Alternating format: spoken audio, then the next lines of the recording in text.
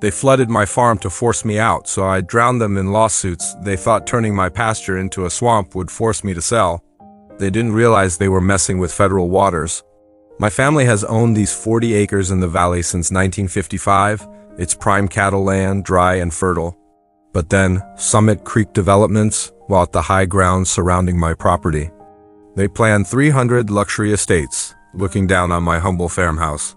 Their lead developer, a guy named Carter, offered to buy me out so they could build a golf course. I refused.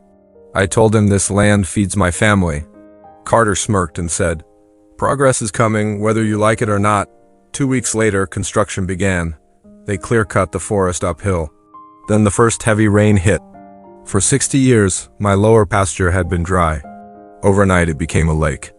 Mud, silt, and construction debris flooded my barn. My hay was ruined. I went up the hill to confront Carter. He laughed in my face. "Water flows downhill, buddy. Maybe if you sell, you won't need a boat." He thought he was clever. He wasn't. I hired a hydrological engineer and a drone operator. The footage proved it wasn't nature, it was engineering. To save money, Summit Creek had skipped building the legally required retention ponds. Instead, they installed hidden drainage pipes pointing straight at my property line. But here is where they messed up big time. That runoff didn't just hit my land.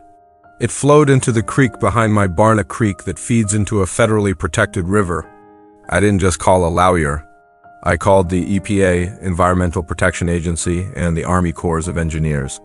The inspectors arrived unannounced. They found massive violations of the Clean Water Act. Summit Creek was dumping sediment and untreated runoff into protected waters. The hammer dropped hard. The feds issued an immediate stop work order.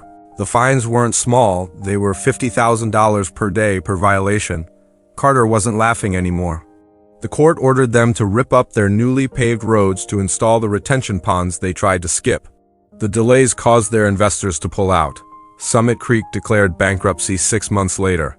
Today, my pasture is green and dry again. The development sits half-finished and empty, a silent monument to their greed. Hit like and subscribe if you think nobody should mess with a farmer's land.